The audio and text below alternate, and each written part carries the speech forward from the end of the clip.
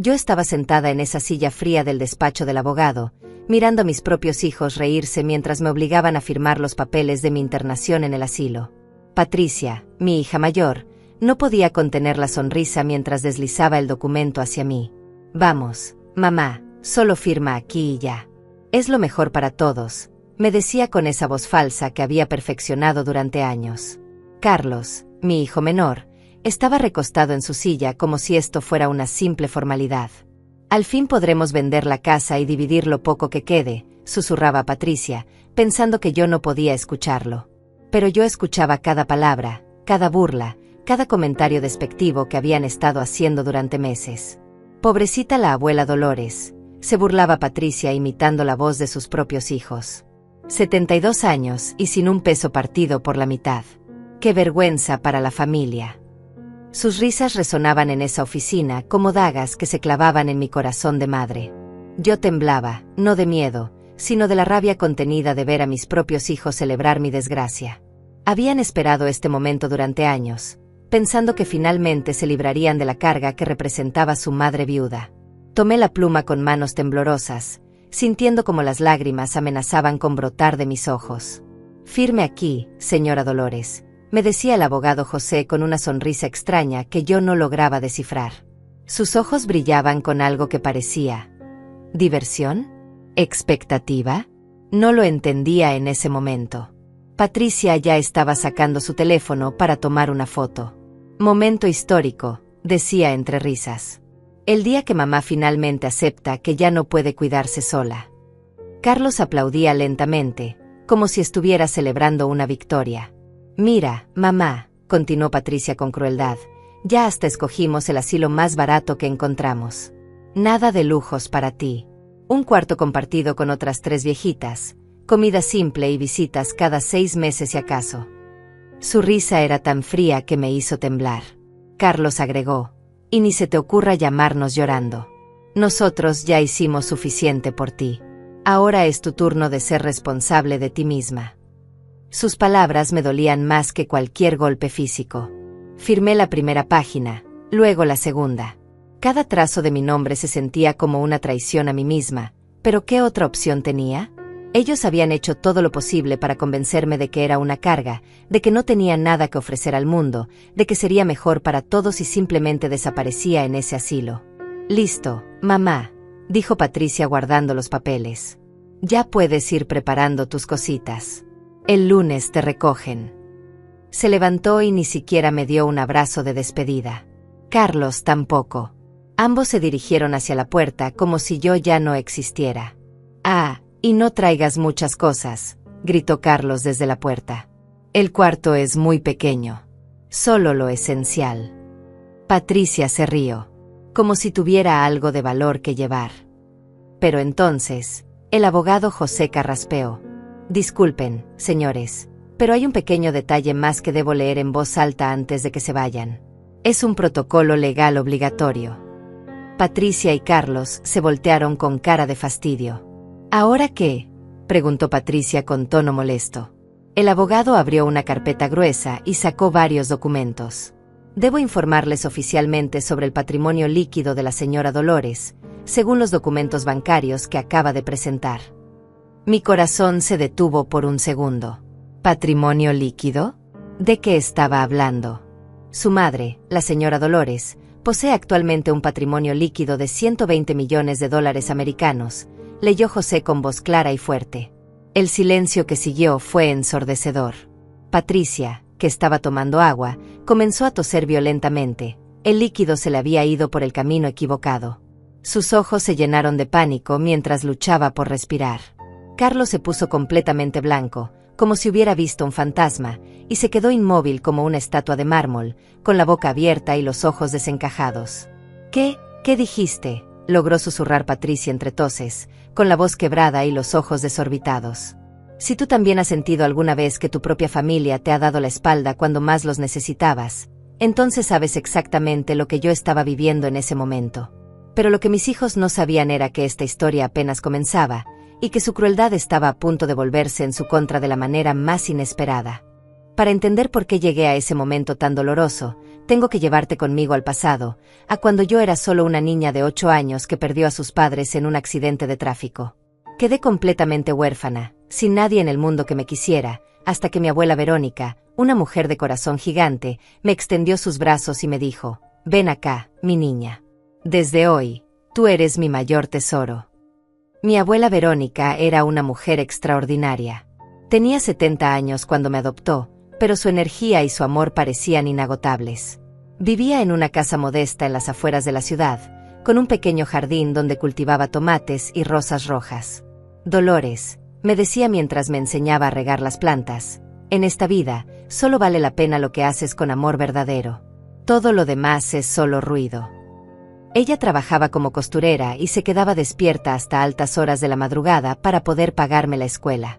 Yo la veía desde mi cama, inclinada sobre su máquina de coser, con sus anteojos resbalándose por la nariz, confeccionando vestidos para las señoras del pueblo. «Mija», me decía cuando me levantaba a medianoche para ir al baño, «cada puntada que doy es una oración para que tengas un futuro mejor que el mío». Mientras tanto, mi tía Claudia, la única hermana viva de mi madre, vivía en la ciudad con su esposo y sus 2 hijos. Ellos tenían dinero, una casa grande, carros nuevos, pero nunca, ni una sola vez, se ofrecieron a ayudarme. Cuando mi abuela les pidió que al menos me compraran los útiles escolares, mi tía Claudia le respondió: «Verónica, tú decidiste quedarte con esa niña. Ahora es tu problema, no nuestro». Recuerdo perfectamente el día que mi abuela se enfermó por primera vez. Yo tenía 15 años y la encontré desmayada en el piso de la cocina. Corrí a casa de mi tía Claudia, llorando desesperadamente, suplicándole que me ayudara a llevar a mi abuela al hospital. «No tengo tiempo para eso», me dijo sin ni siquiera levantar la vista del periódico. «Llama a una ambulancia». Esa noche, mientras mi abuela estaba internada, yo me quedé sola en casa, asustada y sin saber qué hacer.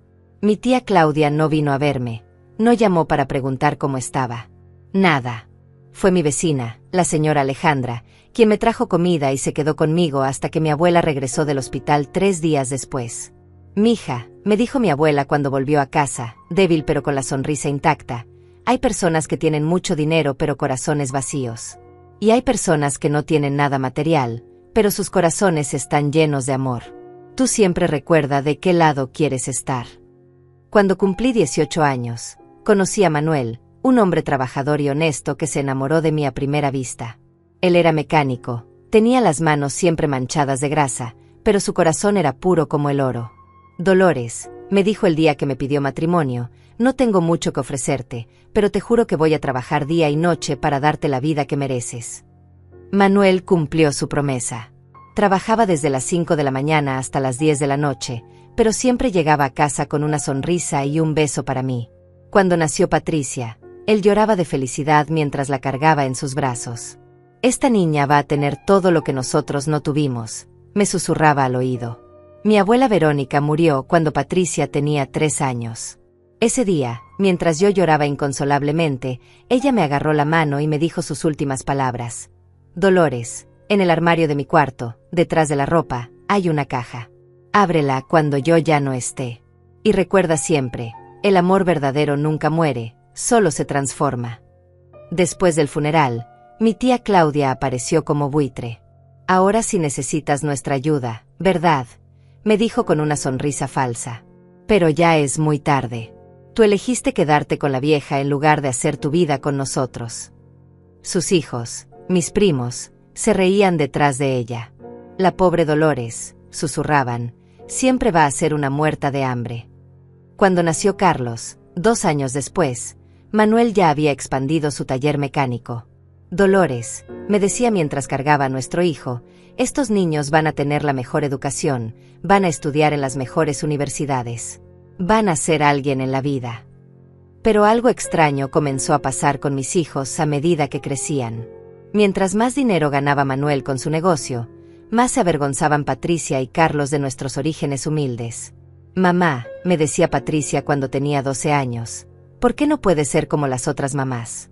¿Por qué siempre tienes que contar esas historias de tu abuela pobre?».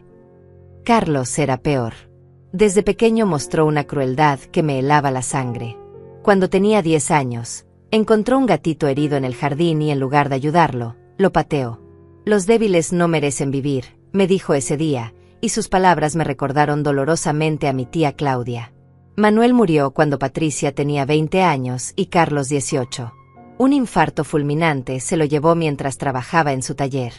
Ese día, el mundo se me vino encima. Pero lo que más me dolió no fue perder a mi esposo, sino ver cómo mis propios hijos se comportaron después de su muerte. Bueno, mamá, me dijo Patricia el día del funeral, ahora vas a tener que aprender a vivir sola. Nosotros ya tenemos nuestras propias vidas. Carlos ni siquiera esperó a que terminara el entierro para preguntarme cuánto dinero había dejado su padre. Fue entonces cuando recordé las palabras de mi abuela Verónica sobre la caja en su armario. Después de todos esos años, finalmente fui a buscarla. Lo que encontré dentro cambió mi vida para siempre, pero esa es una historia que mis hijos estaban a punto de descubrir de la manera más impactante. Después de la muerte de Manuel, mis hijos comenzaron a mostrar su verdadera cara de manera gradual, como serpientes que van soltando su piel poco a poco. Al principio, los cambios eran sutiles. Patricia, que vivía a solo 20 minutos de mi casa, comenzó a espaciar sus visitas. Mamá, estoy muy ocupada con mi trabajo, me decía por teléfono, ya sabes cómo es esto de ser adulta. Carlos, por su parte, se mudó al otro lado de la ciudad apenas 2 meses después del funeral de su padre. Necesito independizarme, me dijo el día que se llevó sus cosas. Ya no puedo estar viviendo bajo la sombra de lo que fue papá. Pero yo sabía que lo que realmente quería era alejarse de mí, de los recuerdos de nuestra vida familiar, de todo lo que le recordara sus orígenes humildes. Los primeros signos de exclusión llegaron durante las fechas especiales. Mi cumpleaños número 65 llegó y pasó sin una sola llamada de ninguno de mis hijos. Cuando finalmente contacté a Patricia 3 días después, su respuesta fue fría como el hielo. Ay, mamá, se me olvidó completamente. Es que tengo tantas cosas en la cabeza. Pero yo sabía que no se le había olvidado. Esa misma semana había visto en sus redes sociales las fotos de una fiesta que había organizado para el cumpleaños de su suegra. Una celebración elaborada, con decoraciones elegantes, pastel de varios pisos, y toda la familia presente. A mí, su propia madre, ni siquiera me había enviado un mensaje de texto. La exclusión se intensificó cuando comenzaron a organizar reuniones familiares sin invitarme. Me enteré por casualidad cuando la vecina me comentó que había visto a Patricia y Carlos llegando juntos a un restaurante elegante con sus respectivas familias. ¿No fuiste tú también?, me preguntó inocentemente. Pensé que era una cena familiar. Esa noche llamé a Patricia para preguntarle sobre la cena. Ah, eso, me dijo con una risa nerviosa. Era solo una reunión rápida para hablar de negocios. Nada importante. Mamá, no te perdiste de nada. Pero yo sabía que mentía. Había visto las fotos en las redes sociales. Mis nietos soplando velas, todos riéndose y abrazándose, celebrando lo que obviamente había sido una reunión familiar de la cual yo había sido deliberadamente excluida. Carlos fue más directo en su crueldad. Un día apareció en mi casa con una expresión seria y me dijo, «Mamá, necesitamos hablar. Patricia y yo hemos estado hablando, y creemos que ya es hora de que consideres mudarte a un lugar más pequeño. Esta casa es demasiado grande para ti sola». «¿Mudarte a dónde?», le pregunté, sintiendo como mi corazón comenzaba a latir más rápido. «A un apartamento pequeño», me respondió sin mirarme a los ojos. «Algo más acorde a tu situación económica actual. Papá ya no está, y mantener esta casa debe ser muy costoso para ti». Lo que realmente me dolió no fue la sugerencia en sí, sino la forma en que la hizo.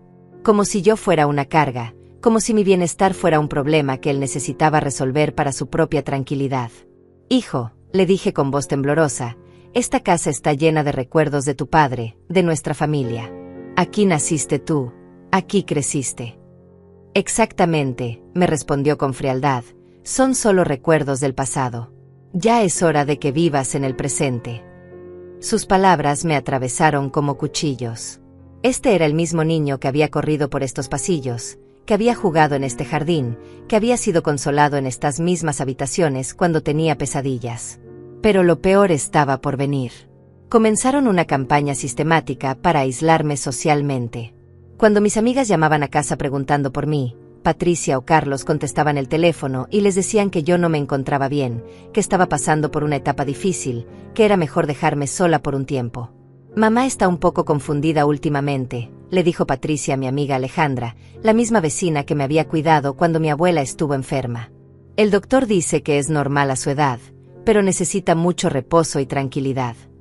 Alejandra me contó esto semanas después, preocupada por mi estado de salud. Carlos fue aún más lejos. Comenzó a esparcir rumores sobre mi salud mental entre los familiares lejanos. Mamá está empezando a mostrar signos de demencia, le dijo a mi prima Verónica por teléfono. A veces no reconoce a las personas, se confunde con las fechas, dice cosas que no tienen sentido. Todo esto era completamente falso, pero lo decía con tanta convicción que la gente comenzó a creerle.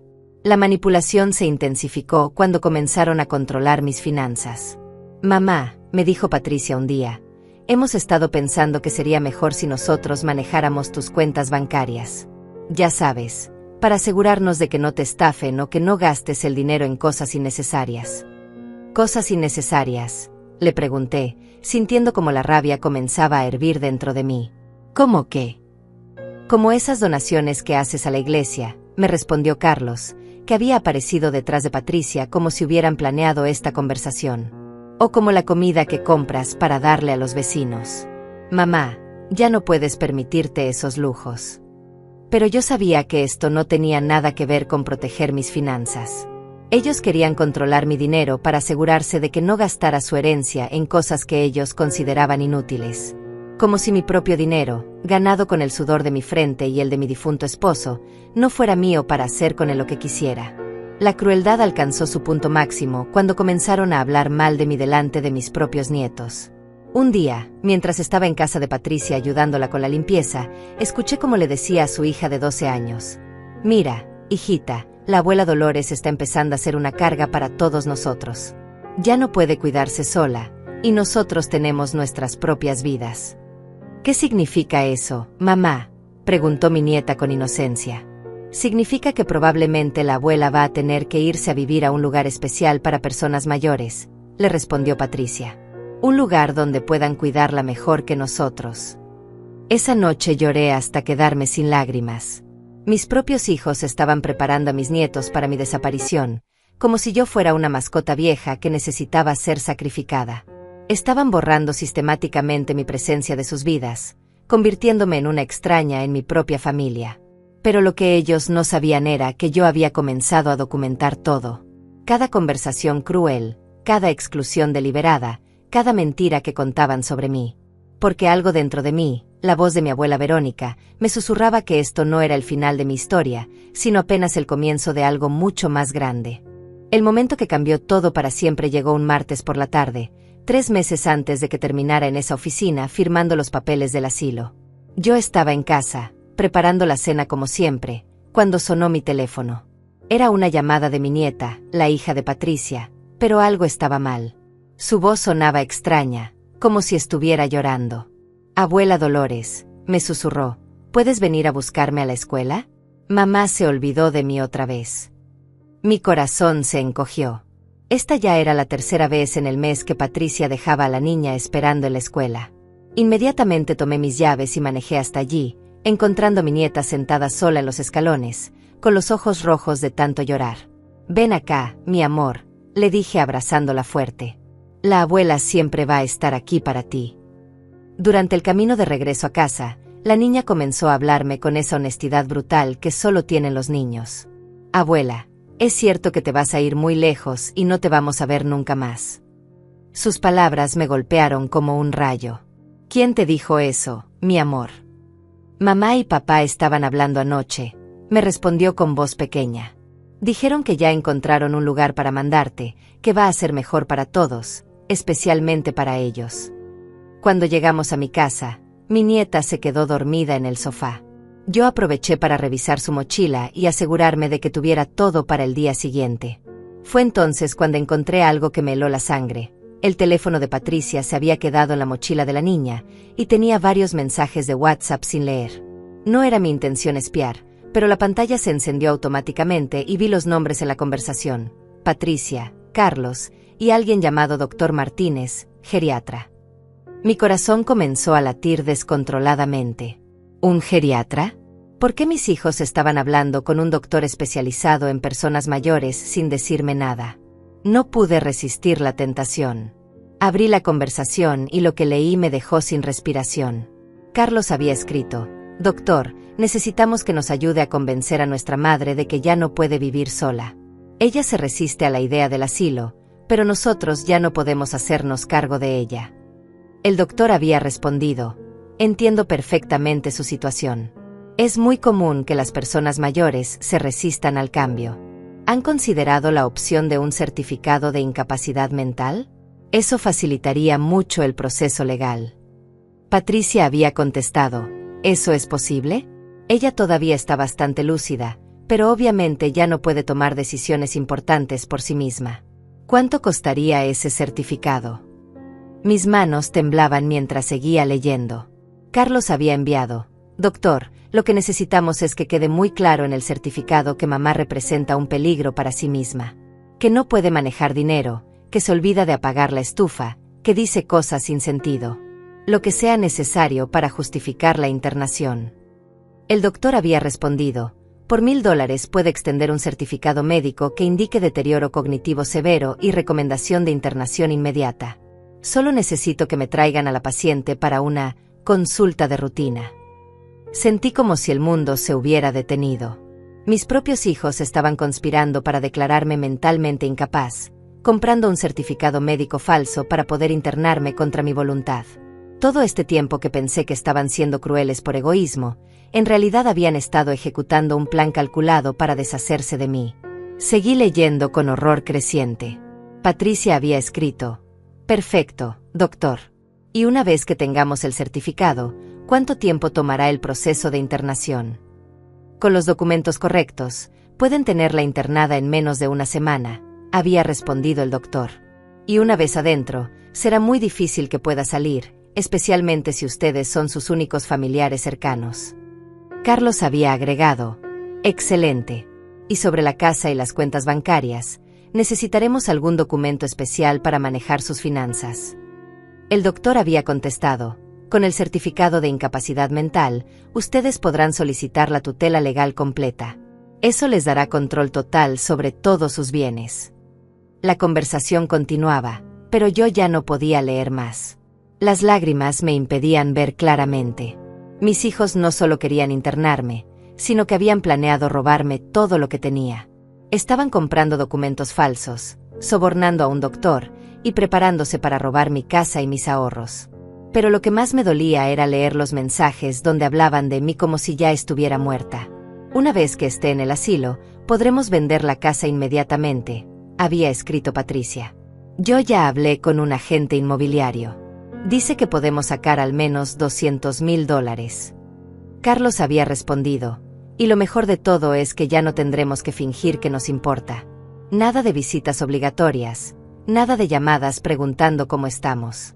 Finalmente seremos libres». Patricia había enviado varios emojis de risa antes de escribir: «Mamá siempre decía que la familia era lo más importante. Pues ahora va a descubrir lo importante que es para nosotros». Más emojis de risa siguieron a este mensaje. En ese momento, mi nieta se despertó y me vio llorando. «¿Qué pasa, abuela? ¿Estás triste?». Me sequé las lágrimas rápidamente y le sonreí. «No es nada, mi amor. Solo estaba pensando en cosas de adultos». Pero por dentro, algo había cambiado para siempre. La ingenuidad se había roto, la esperanza de que mis hijos pudieran cambiar se había evaporado. Ahora sabía exactamente con quién estaba tratando, no con hijos desagradecidos, sino con estafadores calculadores que habían estado planeando mi destrucción durante meses. Esa noche, después de llevar a mi nieta de vuelta con Patricia, tomé una decisión que cambiaría todo. Recordé las palabras de mi abuela Verónica: «Mija, nunca dejes que nadie te trate como si fueras menos de lo que vales». Y también recordé la caja que había encontrado en su armario después de su muerte, la caja que contenía secretos que mis hijos nunca podrían imaginar. Era hora de que Dolores dejara de ser la víctima y se convirtiera en la protagonista de su propia historia. Ellos habían subestimado gravemente a la vieja inútil que pensaban que era. Pronto descubrirían que la nieta de Verónica tenía más fuerzas de las que habían imaginado, y que su plan perfecto estaba a punto de convertirse en su peor pesadilla. La guerra había comenzado, pero ellos aún no lo sabían. El día que mis hijos habían planeado como mi sentencia de muerte llegó más rápido de lo que esperaba. Patricia me llamó el viernes por la mañana con esa voz falsa que ya había aprendido a reconocer perfectamente. «Mamá, necesitas venir al despacho del abogado José el lunes a las 2 de la tarde. Es sobre unos papeles importantes que papá dejó sin firmar». «¿Qué papeles?», le pregunté, aunque ya sabía exactamente de qué se trataba. «Son cosas legales complicadas», me respondió evasivamente. «El abogado te va a explicar todo. Solo asegúrate de estar ahí puntual». Su tono era el de alguien que estaba tratando de sonar casual, pero yo podía escuchar la excitación apenas contenida en su voz. Ese fin de semana fue el más largo de mi vida. Sabía que el lunes sería el día en que mis propios hijos intentarían destruirme, pero también sabía que tenía cartas bajo la manga que ellos ni siquiera podían sospechar. Pasé esos días preparándome mentalmente, recordando todas las lecciones que mi abuela Verónica me había enseñado sobre la fortaleza y la dignidad. El lunes llegué al despacho del abogado José exactamente a las 2 de la tarde. Patricia y Carlos ya estaban allí, sentados como buitres esperando a su presa. «Hola, mamá», me dijeron al unísono, pero ninguno se levantó a abrazarme. Sus rostros tenían esa expresión de falsa preocupación que había visto tantas veces en los últimos meses. «Mamá, siéntate aquí», me dijo Patricia señalando una silla que habían colocado estratégicamente frente al escritorio del abogado, como si fuera la silla de los acusados en un juicio. «El doctor José tiene algunos documentos muy importantes que necesita explicarte». El abogado José me miró con una expresión extraña que no pude descifrar en ese momento. Había algo en sus ojos que parecía... ¿lástima? ¿Diversión? ¿Conocimiento de algo que yo no sabía? «Buenos días, señora Dolores», me dijo con voz profesional. «Sus hijos me han contado sobre su situación». «¿Mi situación?», pregunté, aunque perfectamente sabía a qué se refería. Carlos se aclaró la garganta. «Mamá, hemos estado muy preocupados por ti. Ya no puedes vivir sola, te olvidas de las cosas, a veces dices cosas que no tienen sentido». Sus mentiras sonaban tan ensayadas que era obvio que había practicado este discurso. Patricia se unió al ataque. «El doctor Martínez, ¿recuerdas que fuiste a verlo la semana pasada? Nos explicó que tiene síntomas de deterioro cognitivo avanzado». Por supuesto, yo nunca había ido a ver a ningún doctor Martínez, pero ellos habían fabricado toda una historia para justificar su traición. «Mamá», continuó Carlos con esa voz condescendiente que había perfeccionado, «encontramos el lugar perfecto para ti. Es un asilo muy bonito, con jardines y actividades para personas de tu edad. Vas a estar mucho mejor ahí que sola en esa casa grande».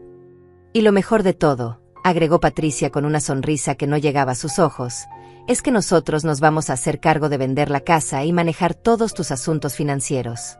Ya no vas a tener que preocuparte por nada de eso». La codicia en su voz era tan evidente que me dieron ganas de vomitar. El abogado José extendió varios documentos sobre su escritorio. «Señora Dolores, estos son los papeles de admisión al centro geriátrico, y también algunos documentos que le otorgan la tutela legal de sus bienes a sus hijos».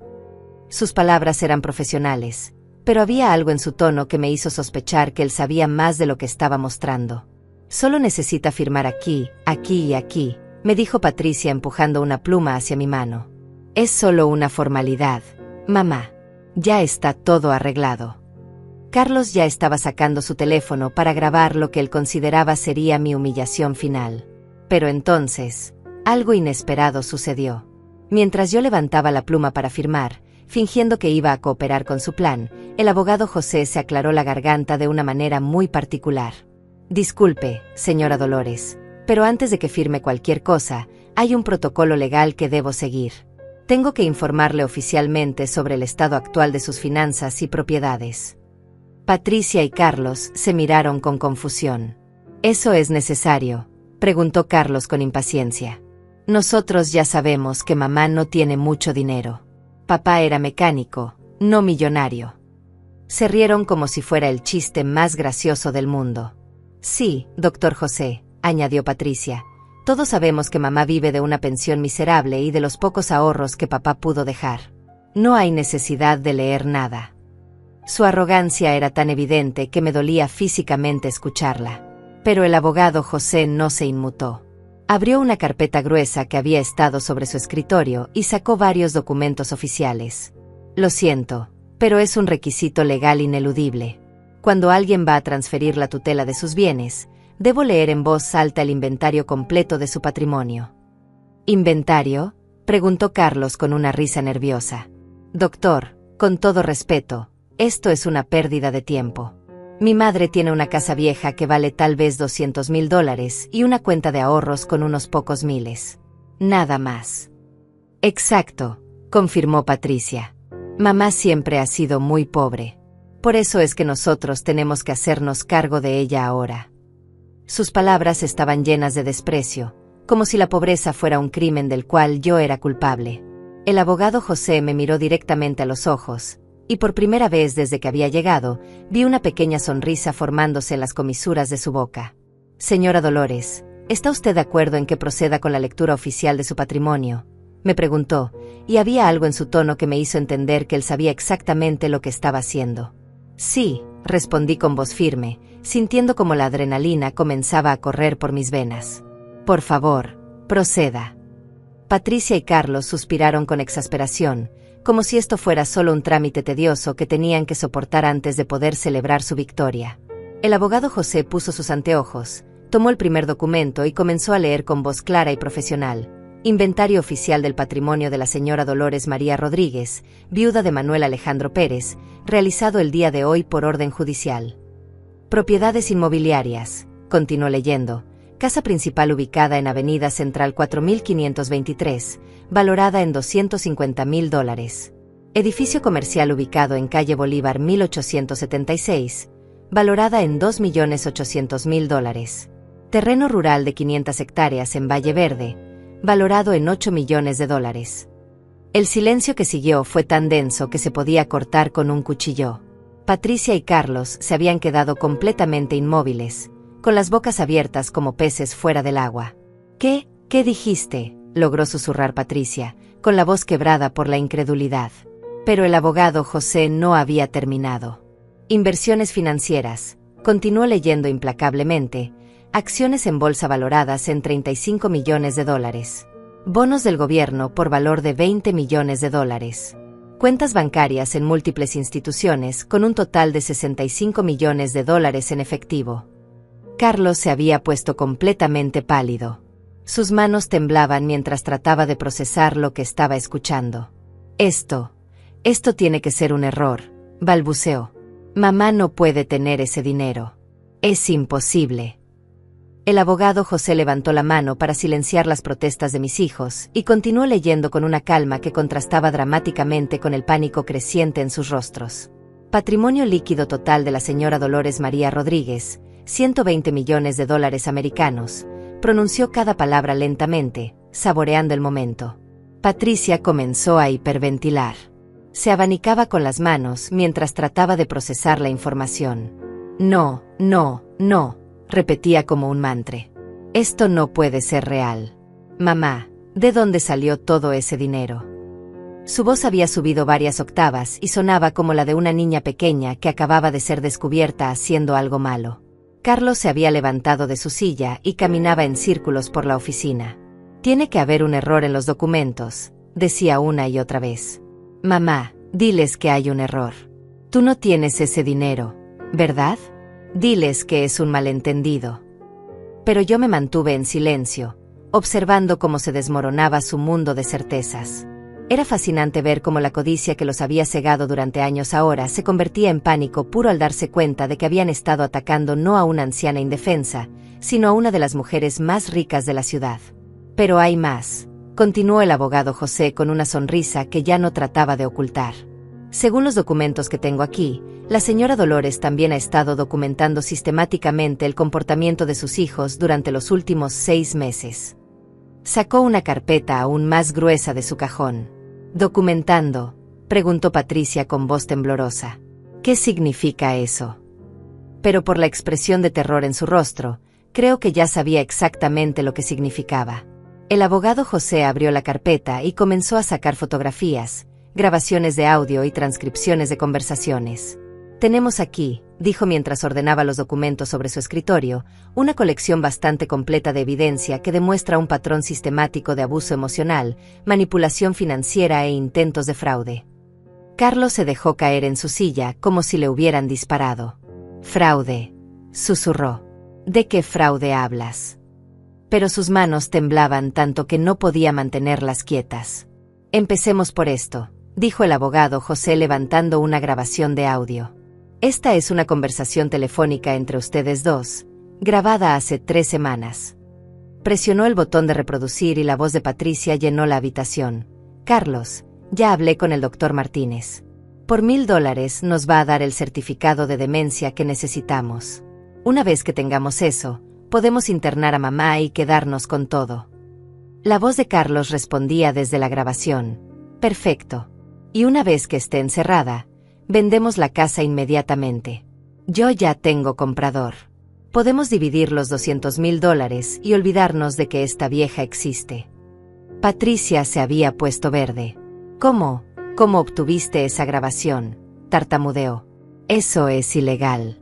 No puedes grabar conversaciones privadas sin nuestro consentimiento». «En realidad», respondió el abogado José con satisfacción evidente, «su madre tiene todo el derecho legal de grabar conversaciones que involucren planes para defraudarla. Y tenemos muchas más». Comenzó a reproducir otra grabación donde Carlos decía: «Una vez que la internemos, va a estar tan drogada con los medicamentos que ni siquiera va a recordar su propio nombre. Será como si ya estuviera muerta». La voz de Patricia en la grabación respondía con risas. «¿Qué alivio va a ser? Finalmente podremos vivir nuestras vidas sin tener que fingir que nos importa esa vieja estúpida». Carlos se puso de pie violentamente, tirando la silla al suelo. «Esto es una trampa», gritó. «Tú nos tendiste una trampa, mamá. Nos hiciste creer que eras pobre para poder grabarnos».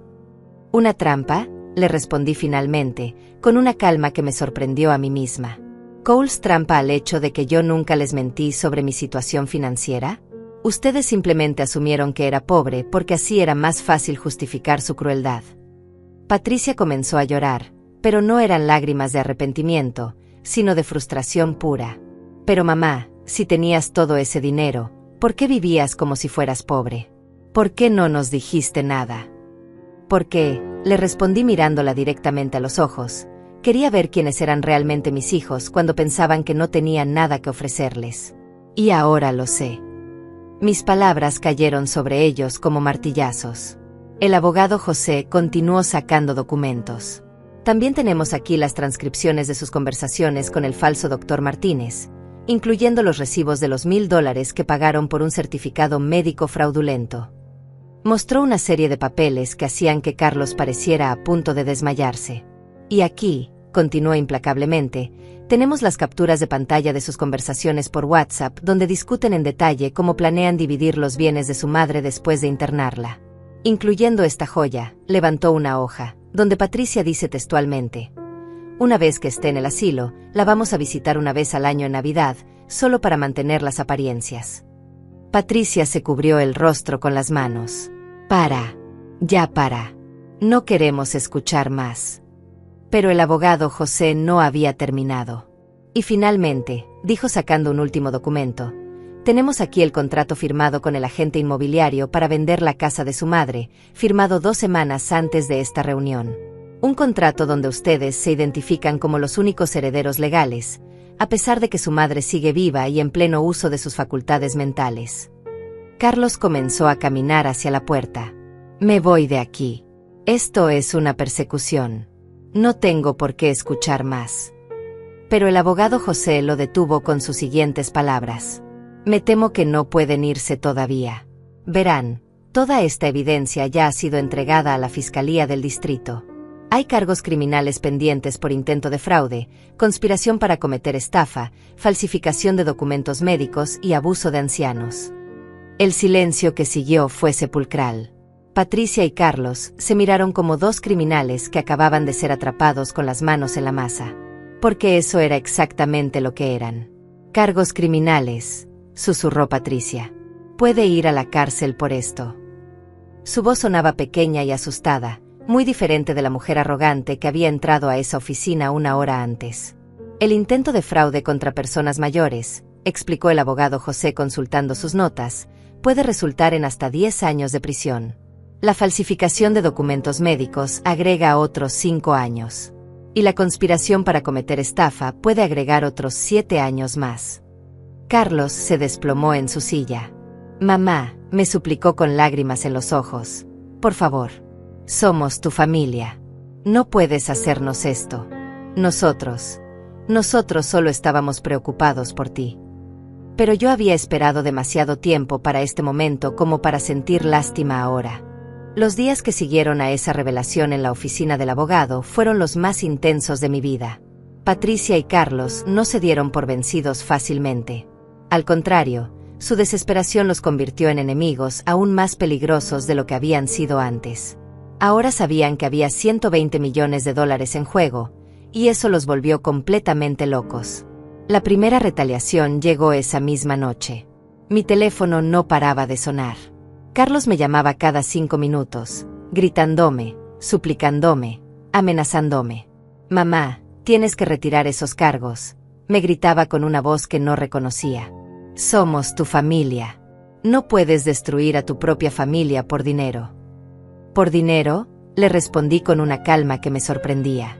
Carlos, ustedes fueron los que planearon robarme y encerrarme para quedarse con mi dinero. Yo solo me estoy defendiendo. Pero él no quería escuchar razones.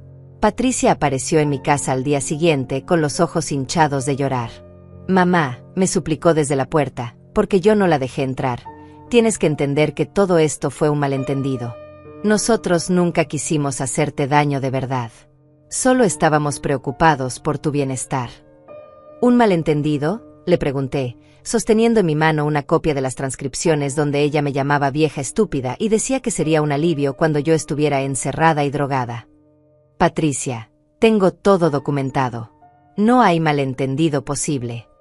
Cuando se dieron cuenta de que las súplicas no funcionaban, pasaron a las amenazas directas. Carlos comenzó a llamar a todos nuestros familiares lejanos, contándoles una versión distorsionada de los eventos.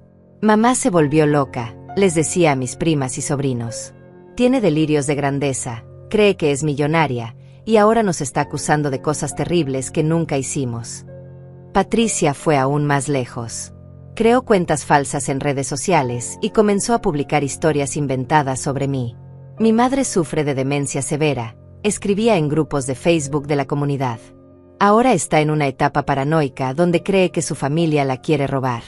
Es muy triste ver cómo una mente se deteriora así. Pero lo que más me dolió fue cuando comenzaron a usar a mis nietos como armas. Patricia les dijo a sus hijos que yo me había vuelto mala, que ya no los quería, que era mejor que no me vieran más.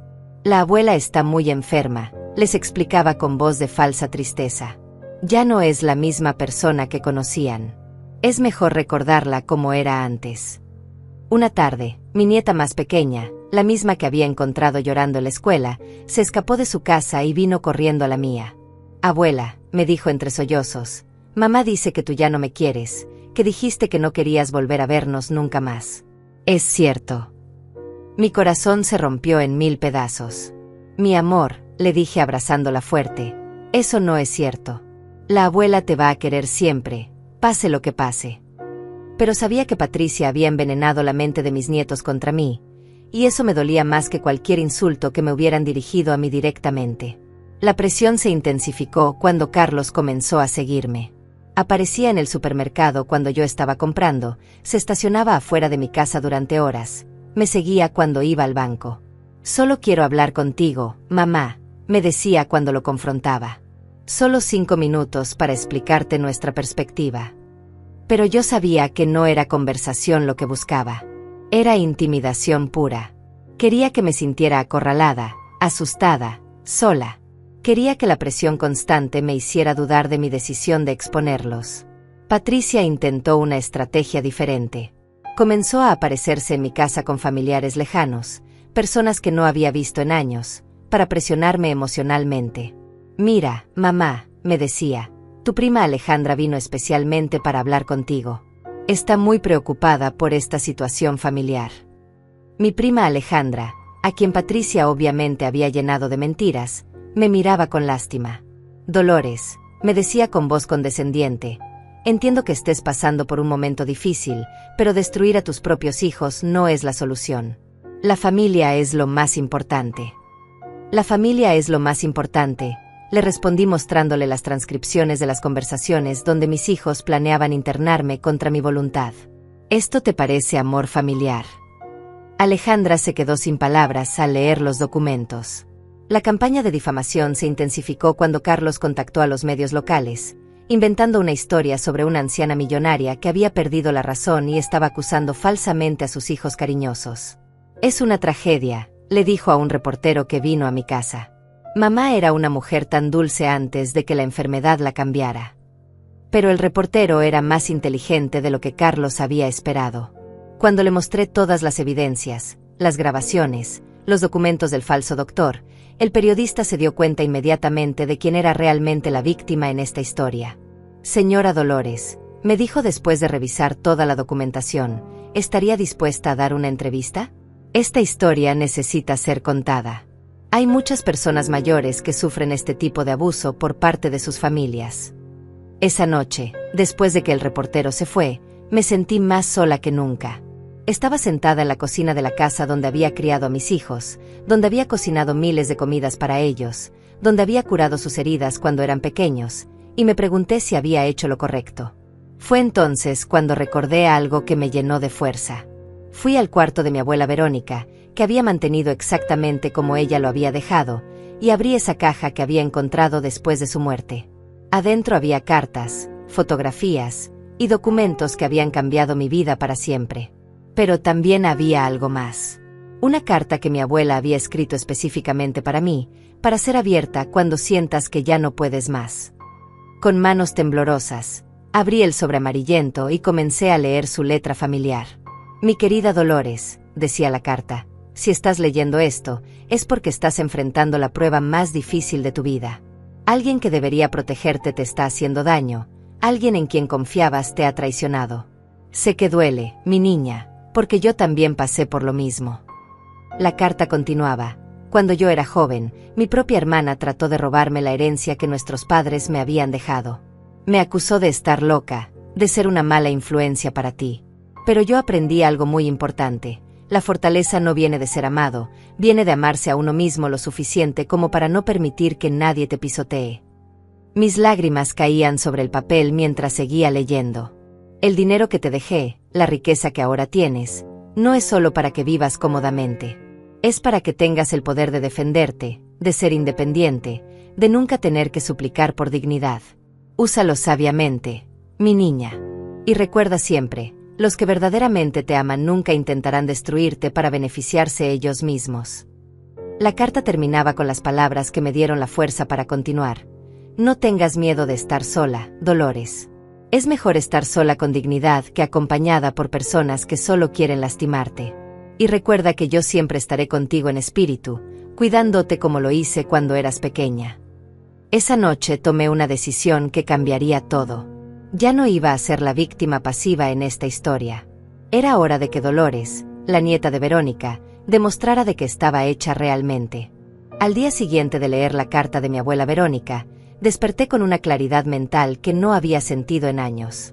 Ya no era la anciana confundida y asustada que mis hijos habían tratado de crear. Era una mujer de 72 años con $120 millones, evidencia sólida de sus crímenes, y la determinación férrea de hacer justicia. Mi primera llamada fue al abogado José. Quiero que proceda con todo, le dije con voz firme. Los cargos criminales, las demandas civiles, todo lo que esté en nuestro poder legal. Pero quiero hacerlo de la manera correcta, sin venganza personal, solo justicia pura. Señora Dolores, me respondió con respeto evidente en su voz, tenemos un caso tan sólido que prácticamente es imposible que pierdan. Sus hijos van a enfrentar las consecuencias completas de sus actos. ¿Está segura de que quiere llegar hasta el final? Completamente segura, le respondí. Pero también quiero hacer algo más. Quiero usar esta situación para ayudar a otras personas mayores que están pasando por lo mismo. Esto no puede ser solo sobre mí. Mi segunda llamada fue al reportero que había venido a mi casa. Señor Alejandro, le dije, estoy lista para contar mi historia públicamente. Pero quiero que sea más que solo escándalo. Quiero que sirva para educar a las familias sobre el respeto a los ancianos. Esa misma semana, la entrevista salió en el periódico local con el titular: Anciana millonaria expone plan de sus hijos para robarle y encerrarla. Pero lo que realmente impactó a la comunidad no fueron los números financieros, sino los detalles del abuso emocional que había sufrido. La reacción fue inmediata y abrumadora. Mi teléfono no paraba de sonar, pero ahora eran llamadas de apoyo. Ancianos de toda la ciudad comenzaron a contactarme, contándome historias similares de hijos que los habían abandonado, nietos que solo aparecían cuando necesitaban dinero, familias que los trataban como cargas. Señora Dolores, me dijo una mujer de 80 años que vino a visitarme, usted hizo lo que todas nosotras hemos soñado hacer, pero nunca tuvimos el valor. Gracias por demostrarnos que podemos defendernos. Mientras tanto, Patricia y Carlos intensificaron sus ataques desesperados. Carlos apareció en mi casa una mañana con un abogado barato que había contratado. Mamá, me gritó desde la calle porque yo no les abrí la puerta. Este abogado dice que podemos demandarte por difamación. Retira todo ahora mismo o te vamos a quitar hasta el último centavo. Pero su abogado se veía nervioso y poco convencido. Cuando le mostré a través de la ventana algunas de las evidencias que tenía contra sus clientes, el hombre comenzó a sudar visiblemente. Señores, le escuché decir a mis hijos, creo que sería mejor buscar una solución extrajudicial. Patricia intentó una táctica diferente.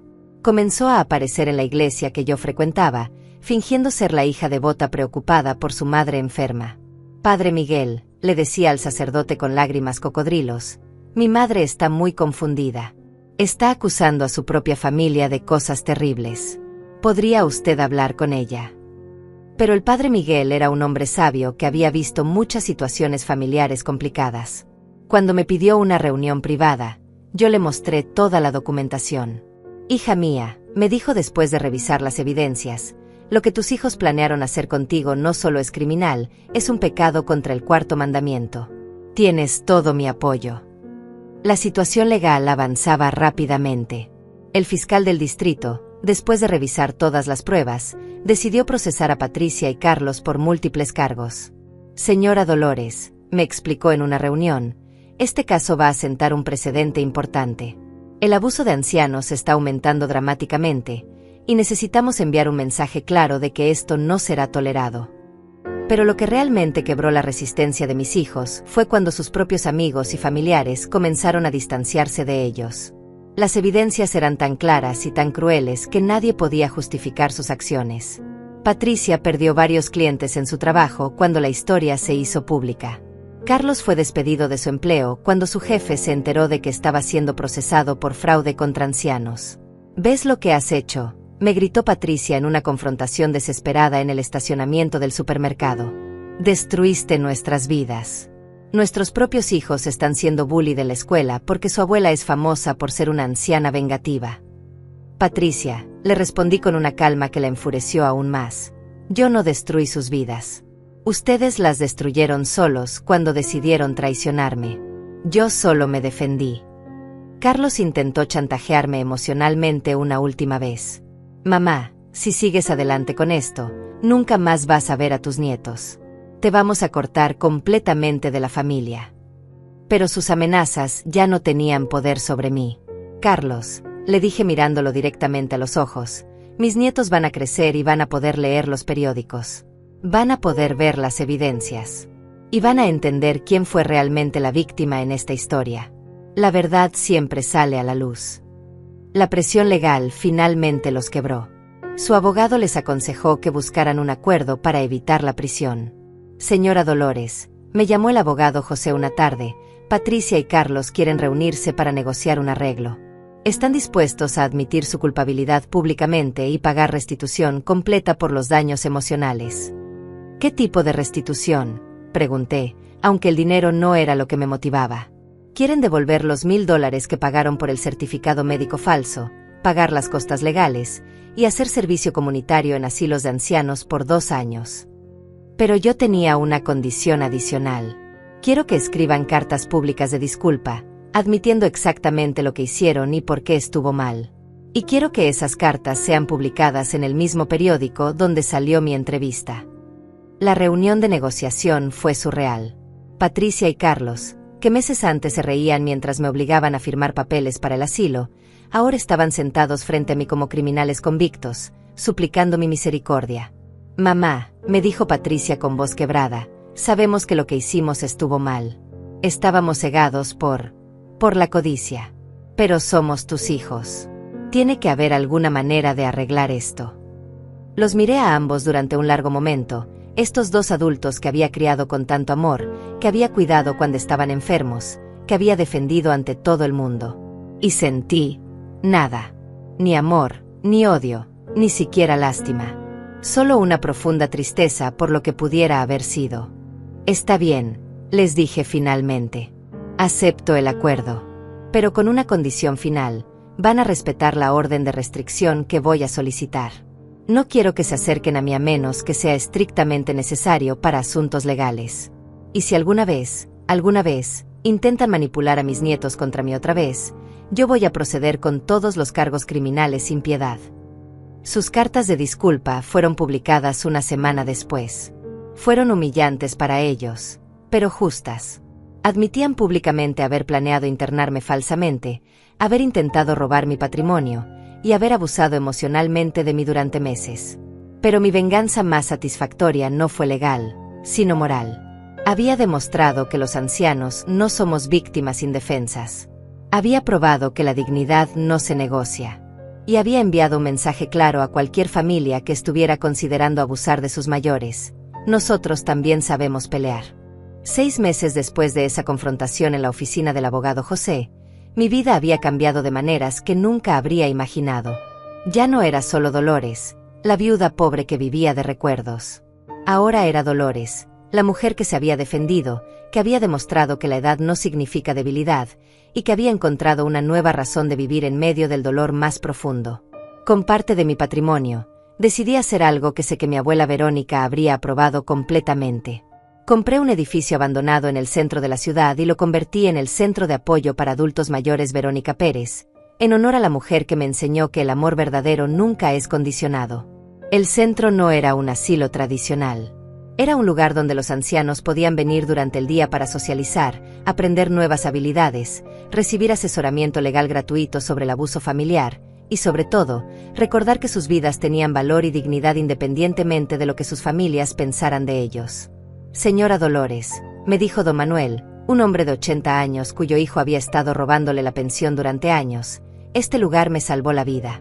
Yo pensaba que era normal que mi familia me tratara como un estorbo. Pero usted me enseñó que merezco respeto». Cada historia que escuchaba en el centro me confirmaba que mi experiencia no había sido única. Había cientos, tal vez miles de ancianos en nuestra ciudad que estaban siendo abusados, manipulados o simplemente ignorados por sus propias familias. Y muchos de ellos habían comenzado a creer que se lo merecían.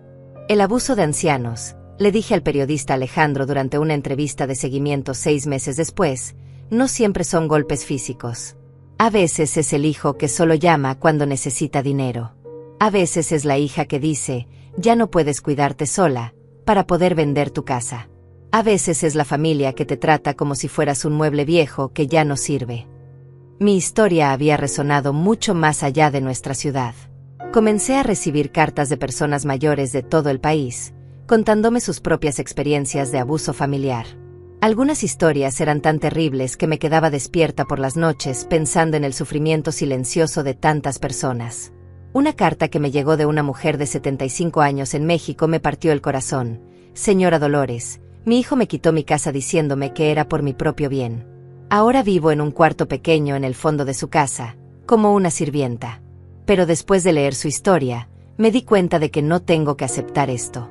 Voy a buscar ayuda legal». Decidí expandir mi misión. Con la ayuda del abogado José, establecimos un fondo legal gratuito para ancianos que estuvieran siendo abusados por sus familias.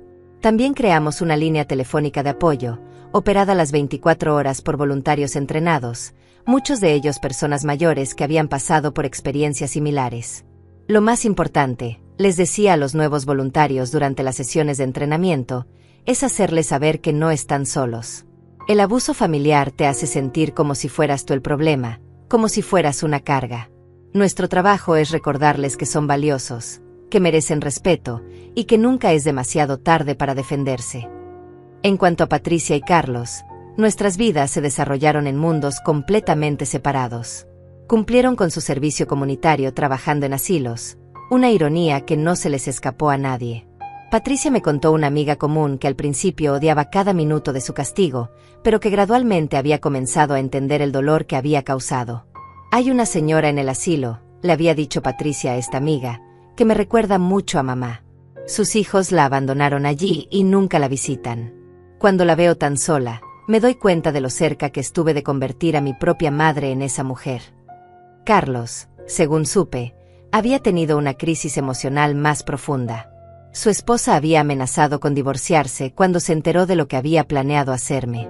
No puedo estar casada con alguien capaz de tratar así a su propia madre, le había dicho. Él había entrado en terapia psicológica, tratando de entender cómo había llegado a ser tan cruel. Mis nietos, ahora que eran mayores, habían comenzado a buscarme por su cuenta. Mi nieta mayor, que ya tenía 17 años, vino a visitarme al centro una tarde. «Abuela», me dijo con lágrimas en los ojos, «leí todo lo que mamá y el tío Carlos te hicieron. No sabía nada de eso cuando era pequeña. Quiero pedirte perdón por parte de toda la familia». «Mi amor», le respondí abrazándola fuerte, «tú no tienes nada de qué disculparte. Tú eras una niña inocente en una situación creada por adultos. Lo único que quiero es que aprendas de esto. Nunca permitas que nadie te haga sentir que no vales nada, sin importar quién sea esa persona». Un año después de la confrontación, recibí una carta inesperada. Era de Patricia, escrita a mano en papel con membrete del asilo donde hacía su servicio comunitario. «Mamá», comenzaba la carta, «sé que no tengo derecho a pedirte perdón después de todo lo que te hice. Pero necesito que sepas que cada día que paso aquí, viendo a estos ancianos abandonados, entiendo más profundamente el monstruo en el que me había convertido». La carta continuaba, «No te estoy pidiendo que me perdones, porque sé que eso tomará tiempo, si es que alguna vez sucede. Solo quiero que sepas que el trabajo que estás haciendo en el centro, ayudando a personas como las que veo aquí todos los días, es hermoso. Papá estaría orgulloso de la mujer en la que te has convertido después de todo esto». Lloré cuando terminé de leer esa carta. No porque quisiera correr a abrazar a Patricia y fingir que nada había pasado, sino porque por primera vez en años, reconocía una chispa de la hija que había criado en esas palabras. Tal vez, con mucho tiempo y mucho trabajo, podríamos encontrar algún tipo de reconciliación. Pero sería en mis términos, con mi dignidad intacta. 2 años después, el Centro Verónica Pérez había ayudado a más de 500 ancianos a salir de situaciones de abuso familiar. Habíamos logrado que se aprobara una nueva ley en nuestro estado que hacía más fácil procesar casos de abuso de ancianos. Y yo había encontrado una nueva familia en todas esas personas mayores que habían decidido que merecían algo mejor. «Señora Dolores», me dijo la alcaldesa durante una ceremonia donde me entregaron las llaves de la ciudad, «usted no solo se defendió a sí misma. Defendió a una población entera que había sido silenciada durante demasiado tiempo. Su valor cambió las leyes, cambió las actitudes y salvó vidas». Esa noche, en mi casa que ahora estaba llena de fotografías de todas las personas a las que había ayudado, me senté en el jardín donde mi abuela Verónica solía cultivar sus rosas rojas. Las plantas habían crecido enormemente, y sus flores eran más brillantes que nunca. «Abuela», le susurré al viento, «espero que estés orgullosa. Usé la herencia que me dejaste no solo para vivir, sino para vivir con propósito. Y descubrí algo que tal vez tú ya sabías. La mayor riqueza no está en el dinero que tienes, sino en la dignidad con la que vives y en las vidas que tocas de manera positiva». Mientras las estrellas aparecían en el cielo nocturno, reflexioné sobre todo lo que había aprendido. Había descubierto que el amor de familia no es automático, que se gana y se mantiene con respeto mutuo. Había aprendido que la edad trae sabiduría, pero también vulnerabilidad, y que esa vulnerabilidad no debe ser explotada sino protegida. Pero sobre todo, había aprendido que nunca es demasiado tarde para defenderse, para exigir dignidad, para rehusarse a ser tratado como menos de lo que eres. Había aprendido que a veces, la mayor herencia que puedes recibir no es dinero, sino la fortaleza para usarlo de manera que honre la memoria de quienes te amaron verdaderamente. Y si hay algo que quiero que recuerden todos los que escuchen mi historia, es esto: tu valor como persona no disminuye con la edad. Tu derecho al respeto no expira cuando cumples 60, 70 u 80 años. Y si alguien que dice amarte te trata como si fueras una carga, recuerda que el problema no eres tú. Porque al final del día, la mayor herencia que podemos dejar no son los bienes materiales, sino el ejemplo de que vivimos con dignidad hasta el último día de nuestras vidas.